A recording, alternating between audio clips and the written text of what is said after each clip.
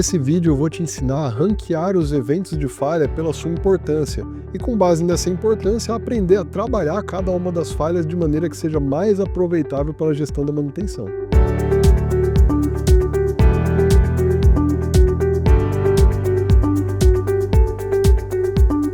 Quem é profissional de gestão de manutenção sabe que nem toda falha tem a mesma importância, né? Tem algumas falhas que fazem a máquina parar por horas, por exemplo. Já tem outras falhas que não, que são resolvidas em poucos minutos, né? Tem algumas falhas que comprometem um sistema muito importante de uma máquina. Já outras falhas comprometem alguma função acessória daquela máquina, né? Alguma função secundária. Então as falhas não podem ser tratadas todas da mesma maneira. Não adianta eu pegar um calhamaço de ordens de serviço, por exemplo, e achar que todas aquelas ordens de serviço foram para falhas que têm o mesmo peso, né? Ali dentro daquele volume de ordens de serviço tem falhas que afetaram significativamente o processo produtivo. Algumas outras falhas não, foram falhas rápidas de resolver, né? Então um gestor de manutenção precisa aprender a ranquear essas falhas para poder trabalhar em cima de cada uma delas de uma maneira mais efetiva. A melhor ferramenta para fazer o ranqueamento de falhas é o diagrama Jackknife, né? O diagrama Jackknife é um gráfico com 4 quadrantes e nele é possível classificar como cada uma das falhas para que você entenda a natureza dela e que você possa trabalhar essa falha de uma maneira mais assertiva. Então, no gráfico vertical do diagrama Jackknife, nós temos o MTTR, que é o tempo médio para reparo. Tá? Então falhas que demoram muito para ser arrumadas, né, aqueles reparos longos, aqueles reparos demorados, eles ocupam uma posição muito alta nesse eixo do MTTR. Já o eixo horizontal é o eixo do número de ocorrência de falhas, ou seja, as falhas que mais ocorrem ocupam uma posição mais avançada nesse eixo, né?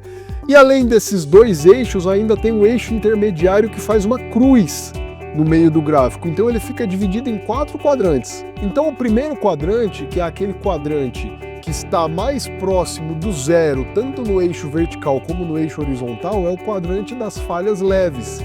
Essas falhas não afetam nem o MTTR de maneira significante, nem o número de ocorrências, ou seja, elas acontecem pouco e quando acontecem são rápidas de reparar.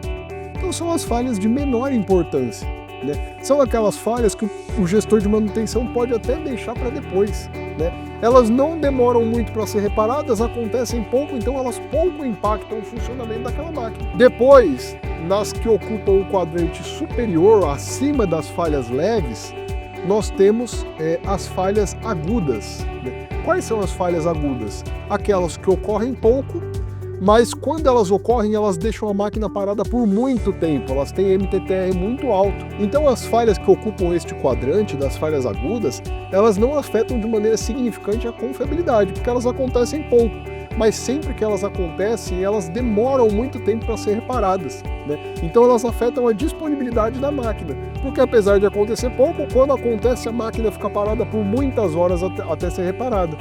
Entende-se então que ela tem uma importância maior que as falhas leves, não por afetar a confiabilidade, mas sim por deixar a máquina por muitas horas parada e ocupar muito a mão de obra dos técnicos. Depois, à direita das falhas leves, nós temos as falhas crônicas, né? Quais são as falhas crônicas? São aquelas que são reparadas rapidamente, mas elas acontecem muitas vezes, elas são crônicas, elas não param de acontecer. Essas falhas sim afetam muito a confiabilidade.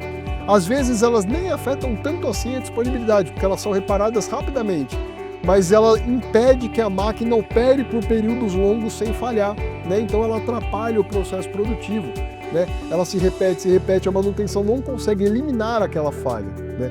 Também tem uma importância maior que as falhas leves, mas aí olhando aí para a natureza da confiabilidade, não da disponibilidade. E por fim, nós temos as falhas críticas, que são aquelas que ocupam o quadrante superior, tanto no que diz respeito a número de ocorrências, como no que diz respeito a MTTR. Ou seja, são as falhas que acontecem muito e sempre que elas acontecem a máquina fica muito tempo parada, né? Então essas falhas são as primeiras que o gestor de manutenção precisa trabalhar, né? Porque, além de afetar muita confiabilidade, ela deixa a máquina indisponível por muitas e muitas horas. Elas são, de fato, extremamente críticas e precisam ser eliminadas o mais rápido possível. E por que eu utilizo essa sistemática, né? para no meio de um monte de falhas eu conseguir categorizá-las e definir quais são as primeiras falhas que eu preciso trabalhar como metodologia de análise e redução de falha, né? Eu preciso eliminar a causa raiz dessas falhas críticas. Eu preciso evitar que elas aconteçam, né? Então aí vai um trabalho de entender qual é a causa por trás dessas falhas e mudar o processo ou mudar o ativo ou até mesmo mudar a estratégia de gestão da manutenção para evitar que essas falhas aconteçam.